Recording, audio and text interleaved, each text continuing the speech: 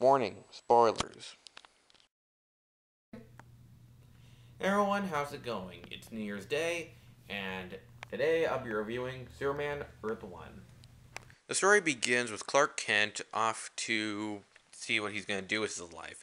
Now, his mom asks why he's going to go on a train instead of just fly, and Clark says that, I need more time to think, and flying would be too fast.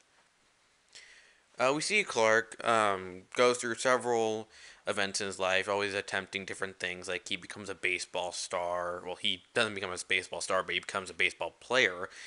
He tries football. He goes and sees if he wants to be a scientist. Like Clark does a lot of stuff in here, and he doesn't really know which one he's gonna choose, which career he wants to do with his life, because he can do anything.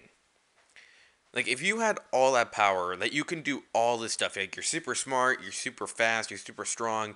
You have heat vision. You can, you have ice breath. Like what would you do with your life? Like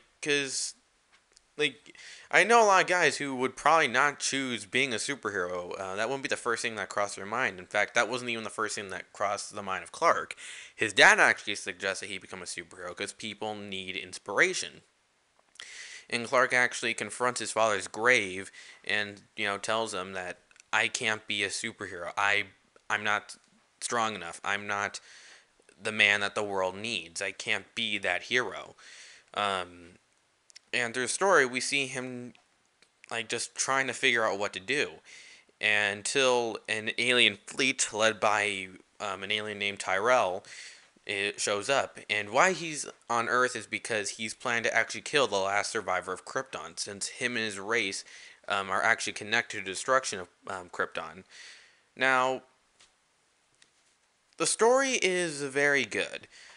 Um, it was written by JMS, and I gotta say, just damn.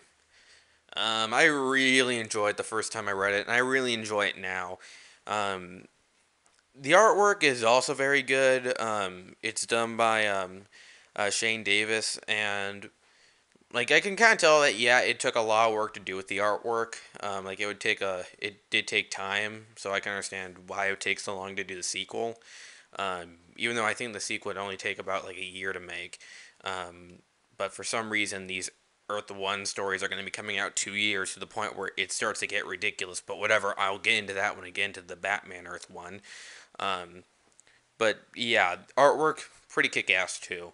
Um, the characters are pretty good. They're pretty much how they were in the comics, except Jimmy Olsen is actually the one to jump into the action to get a good photograph, while Lois is saying don't do it instead of the other way around. I thought that was pretty good. Um, Tyrell as a villain, I know they wanted to make up villains for these universes. They did the exact same thing with the Birthday Boy and the Batman Earth one, but Tyrell, I feel like he could have been anyone else really. Make him Zod, and we would have the exact same thing going on.